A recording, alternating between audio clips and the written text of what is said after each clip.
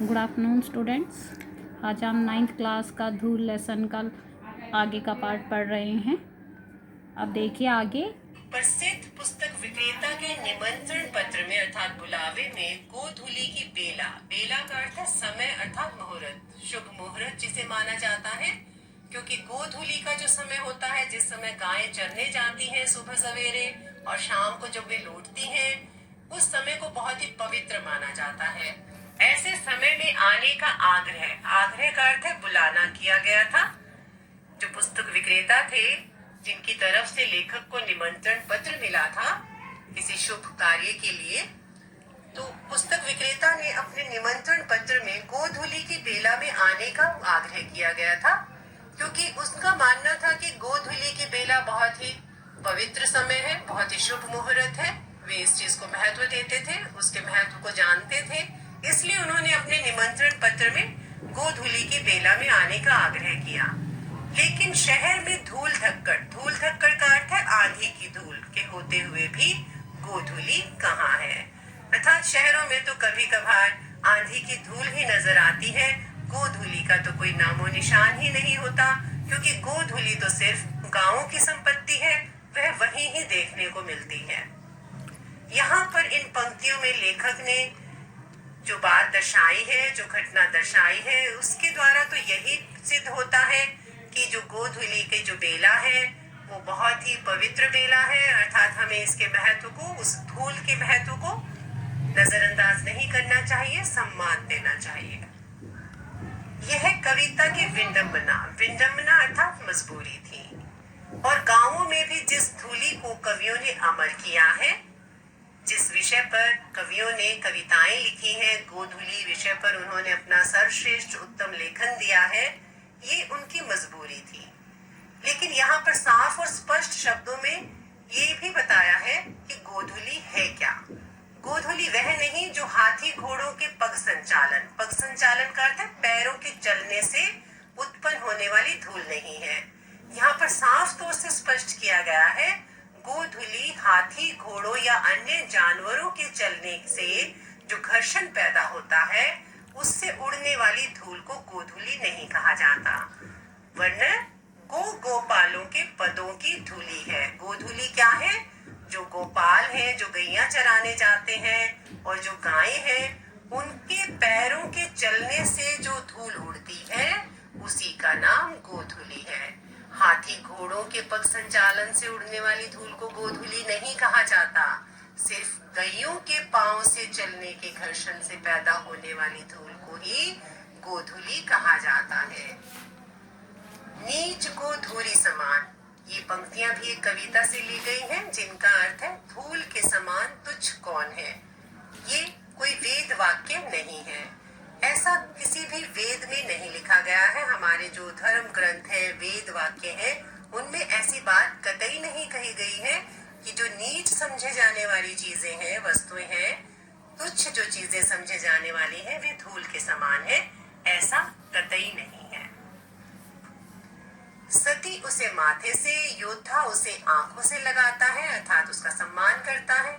जो धूल है हमारी जन्मभूमि है, सती उसे माथे से लगाकर सम्मानित करती है, योद्धा अर्थात सैनिक उसे अपनी आंखों से लगाकर सम्मान देता है। यूलिसिस कौन था? होमर के महाकाव्य ओडेसी का एक प्रमुख पात्र है, जो कठिनाइयों से संघर्ष करने वाले व्यक्ति का प्रतीक बन गया है। एक हीरो की तरह वो सामने आया था। यूलिसिस एक बहुत ही बहादुर और शक्तिशाली योद्धा के रूप में था, ऐसा लोग मानते थे। उसने अपने प्रवास का अर्थ है प्रदेशवास से, जब वो लौट रहे थे, किसी और देश गए हुए थे, वहां से जब वे लौट रहे थे, वहां से लौटने पर इथाका जो कि उनकी जन्मभूमि थी, यूनान का एक स्थान है जहां पर वे पैदा हुए थे, उसकी धूली को उन्होंने चूमा था, सम्मानित किया था। किसी चीज को चूमना अर्थात उससे प्रेम करना दर्शाता है, उसके प्रति सम्मान को दर्शाता है। जिस तरह से सती अपने तरीके से अपनी जन्मभूमि को माथे से लगाकर सम्मानित करती है, उसी तरह से यूलिसिस नामक एक योद्धा ने भी अपनी जन्मभूमि अर्थात इथाका देश की जन्मभूमि को सम्मानित किया था, उसे चूमा था। यूक्रेन यूक्रेन एक देश का नाम है। उसके मुक्त होने पर अर्थात आजाद होने पर एक लाल सैनिक अर्थात अंग्रेज सैनिक ने उसी श्रद्धा और सम्मान से वहां भी धूल का स्पर्श किया था, अर्थात उसे चूमा था या माथे से लगाया था।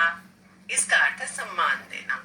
श्रद्धा, भक्ति और स्नेह, ये जो भावनाएं हैं व्यक्ति की, किसी के प्रति श्रद्धा, सम्मान रखना, भक्ति, प्रेम रखना, स्नेह होना, प्रेम होना, इनकी चरम व्यंजना का अर्थ है शब्द की वह वृत्ति या शक्ति जिससे उसके सामान्य अर्थ को छोड़कर किसी विशेष अर्थ का बोध होता है, अर्थात उसे अधिक श्रेष्ठ समझकर उसे सम्मान देना। श्रद्धा, भक्ति और स्नेह की जब हम बात करते हैं या अपने भावनाओं को व्यक्त करते हैं, ऐसा करने के लिए धूल से बढ़कर और कोई साधन है क्या? इससे बढ़कर कोई और साधन हो ही नहीं सकता। जब भी हम अपने देश के प्रति श्रद्धा, भक्ति और प्रेम को दर्शाते हैं तो धूल को ही प्रयोग करते हैं, धूल का ही सम्मान करते हैं। यहाँ तक कि घृणा, असूया का अर्थ है ईर्ष्या, नफरत आदि के लिए भी धूल चाटने और धूल झाड़ने आदि की क्रियाएं प्रचलित हैं। धूल चाटना और धूल झाड़ना ये मुहावरे हैं जो हम हिंदी विषय में इस्तेमाल करते हैं। घृणा और ईर्ष्या को दर्शाने के लिए हम इन मुहावरों का प्रयोग करते हैं। धूल चाटने का अर्थ है मिट्टी में मिला देना, बुरी तरह से हाराना, है ना। और धूल झाड़ने का अर्थ है किसी से बिना बात पे झगड़ा मोल लेना, मार पिटाई करना। इस तरह के जो मुहावरे हैं उनका हम इस्तेमाल करते हैं अपनी घृणा, नफरत को दर्शाने के लिए। धूल, धूली, धूली, धूरी आदि की जो व्यंजनाएं हैं, व्यंजनाएं का अर्थ है उपमाएं, जिनसे हम तुलना करते हैं, वे अलग अलग हैं। किस तरह से अलग है जानते हैं।